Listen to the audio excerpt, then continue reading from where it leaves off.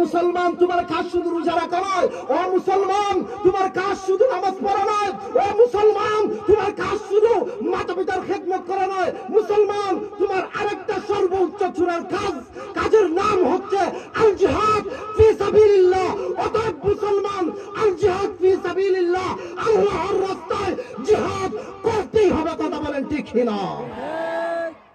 অতএব মুসলমান আমাদেরকে জাগ্রত হতে হবে, এমন ভাবে রুখে আমাদেরকে দাঁড়াতে হবে।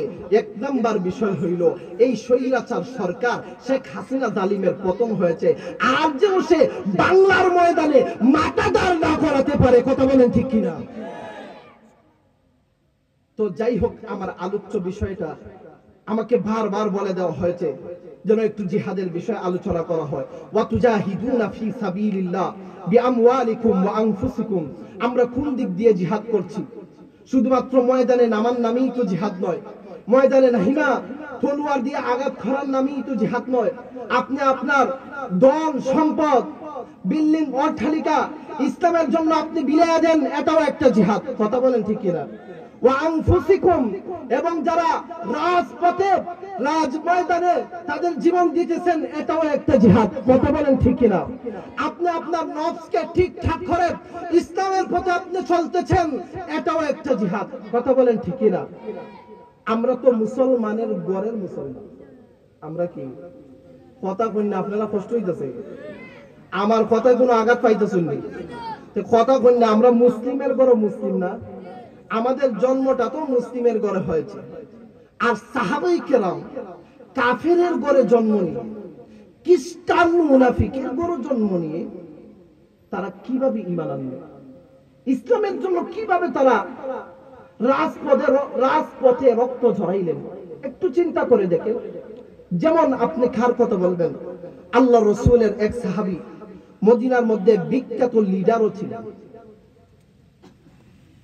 এই খ্রিস্টান মুনাফিক একজন লিডার ছিল, তার নাম আবু আমের। তার নাম কি? আবু আমের। কিন্তু দেখেন, বাবা হলেন খ্রিস্টান আর সন্তান আমাদের কলিজার সাহাবী হযরত হানজালা রাদিয়াল্লাহু তাআলা আনহু হলেন জান্নাতের গোলাম। সুবহানাল্লাহ। তারা কিভাবে দ্বীনের পথে জিহাদ করেছেন, কিভাবে তারা ইসলামের পথে এইভাবে জিহাদ করেছেন, একটু চিন্তা করেন। ইসলামের দাওয়াত শহরে, অলিতে গলিতে, বন্দরে, সারা বিশ্ব জুড়ে কিভাবে তারা ইসলামের দাওয়াত পৌঁছেছেন, একটু চিন্তা করে দেখেন। আল্লাহ রাসূলের আরেকজন সাহাবী, পিতা হচ্ছে বড় কাফের, বিখ্যাত কাফের, জাররাহ। নাম কি? জাররাহ। উনার সন্তানের নাম হচ্ছে হযরতে উবাইদা রাদিয়াল্লাহু তাআলা। উনার সন্তানের নাম কি? হযরতে উবাইদা রাদিয়াল্লাহু তাআলা। আপনি পারবেন আপনার সন্তানকে আপনি তলোয়ার দিয়ে আঘাত করতে? পারবেন? আপনার সন্তান পারবে আপনার খেলনাটা তলোয়ার দিয়ে উড়াইয়া দিতে? এমন সন্তান সমাজে কয়জন আছে বলেন? হোক বাবা খ্রিস্টান, হোক বেঈমান, হোক মুনাফিক, হোক সে কাফের, কয়জন সন্তান আছে বাবার খেলনা উড়াইয়া দিতে পারবে? এমন সন্তান খুবই কম আপনি সমাজের মধ্যে দেখাতে পারবেন। কিন্তু আল্লাহ রাসূলের সাহাবী ইসলামের জন্য, ঈমানের জন্য, আল্লাহর জমিনে আল্লাহর দ্বীন প্রতিষ্ঠিত করার জন্য, কোরআনের জন্য, আল্লাহ রাসূলের সুন্নাহ বাস্তবায়ন করার জন্য উনার পিতা জাররাকে গলার মধ্যে তলোয়ার দিয়ে আঘাত করে কল্লাটাকে উড়িয়ে দিয়েছে। হযরত উবাইদা রাদিয়াল্লাহু তাআলা। তাহলে আলোচনাটা করি। হযরত উবাইদা রাদিয়াল্লাহু তাআলা উনি ইসলাম গ্রহণের পর উনি মদিনায় হিজরত করলেন। কোথায় হিজরত করলেন? মদিনায় হিজরত করলেন। মদিনায় হিজরত করার পরে বছর কানেকের মাথায় বদর যুদ্ধের ডাক পড়েছে। কোন যুদ্ধের? বদর যুদ্ধের ডাক পড়েছে। আল্লাহর সাহাবী হযরত উবাইদা রাদিয়াল্লাহু তাআলা বদরের যুদ্ধের ডাক যখন পড়েছে, আল্লাহ নবীর সাহাবী উবাইদা রাদিয়াল্লাহু তাআলা উনি তলোয়ার দিয়ে আল্লাহর ডাকে উনি সাড়া দিবেন। বদরের প্রান্তরের মধ্যে উনি দাঁড়িয়ে গিয়েছে। জিহাদ এবং যুদ্ধ যখন শুরু হয়ে গেল, আল্লাহ নবীর সাহাবী হযরত উবাইদা রাদিয়াল্লাহু তাআলা আনহু হঠাৎ করে দেখেন উনার সম্মুখে উনার পিতা জাররাহ দাঁড়ানো, যুদ্ধের ময়দানে জাররাহ দাঁড়ানো।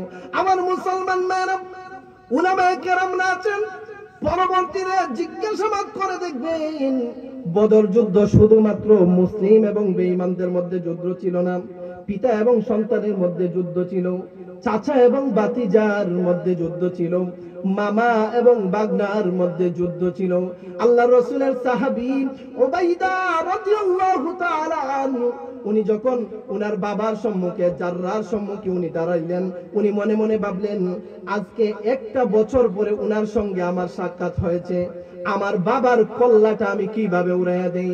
উনি উনার তলোয়ারটাকে গুটাইয়া উনি পিছপা হলেন। এরপরে মনে মনে ভাবলেন আল্লাহর নবীর সাহাবী হযরত উবাইদা রাদিয়াল্লাহু তাআলা আল্লাহর ভয় উনার ভিতরে পয়দা করলেন। আর উনি মনে মনে ভাবলেন আল্লাহ তো কিয়ামতের ময়দানে আমাকে জিজ্ঞাসাবাদ করবে, ও উবাইদা, তোমার বাবা তো কাফেরের পক্ষে লড়েছে, অর্থাৎ মুসলিমদের বিপক্ষে লড়েছে, তার গর্দানটা কেন উড়াইয়া দিলা না, তার কেল্লাটা কেন তুমি উড়াইয়া দিলা না? উবাইদা রাদিয়াল্লাহু তাআলা এই চিন্তা যখন ভিতরের মধ্যে পয়দা করলেন, এই চিন্তা ভিতরের মধ্যে পয়দা করার পরে, এই চিন্তা ভিতরে লালায়িত করার পরে আল্লাহ নবীর সাহাবী হযরত উবাইদা রাদিয়াল্লাহু তাআলা তলোয়ারটা কোষ থেকে বাহির করে তলোয়ার নিয়ে বাবার দিকে আগাইলেন। জাররার দিকে আগাইয়া উনি চোখটা মুজে উনার বাবার গলার মধ্যে আঘাত করলেন, উনার কল্লাটা চিটকে পড়ল অন্য জায়গায়। এরপরে যখন সর্বশেষ রেজাল্ট হইল বদর, যখন অর্থাৎ যখন মুসলমানরা বিজয় হয়েছেন, বদরের কায়েম হওয়ার পরে যখন বদর যুদ্ধে মুসলিমরা বিজয় হয়েছেন, আল্লাহর নবী বিশ্ব নবী মুহাম্মদুর রাসূলুল্লাহ সাল্লাল্লাহু আলাইহি ওয়াসাল্লাম আল্লাহর নবীর 14 জন সাহাবায়ে কেরাম বদরের যুদ্ধের মধ্যে তারা শহীদ হয়েছেন, 14 জন শহীদ হয়েছেন। এরপরেও বদর যখন বিজয় হয়েছে, সাহাবায়ে কেরামের মধ্যে আনন্দ। এইদিকে দেখেন আল্লাহর নবীর সাহাবী হযরত উবাইদা রাদিয়াল্লাহু তাআলা উনার মুখের ভিতরে কোনো হাসি নাই, উনার চেহারার মধ্যে কোনো হাসি নাই। আল্লাহর রাসূল সাল্লাল্লাহু আলাইহি ওয়াসাল্লাম সাহাবায়ে কেরাম রাদিয়াল্লাহু তাআলা আনহুম আজমাইনদেরকে বললেন, ও আমার সাহাবীরা, আমার সাহাবী উবাইদার চেহারার মধ্যে হাসির কেন চেহারা নাই, সে কেন আনন্দ করতেছে না, সে কেন হাসতেছে না? সাহাবায়ে কেরাম আল্লাহর নবীকে বললেন, ইয়া রাসূলুল্লাহ, ইয়া হাবিবাল্লাহ, ওগো নবীজি, উবাইদা কেন হাসতেছে না, কেন আনন্দ করতেছে না জানেননি? তার বাবা এই বদরের মধ্যে মৃত্যুবরণ করেছেন। আল্লাহর রাসূল সাহাবায়ে কেরামদেরকে বললেন, ও সাহাবীরা, আমার সাহাবী উবাইদার বাবাকে খেয়ে হত্যা করেছে, খেয়ে মারলো, উবাইদার বাবাকে খেয়ে মেরে দিল।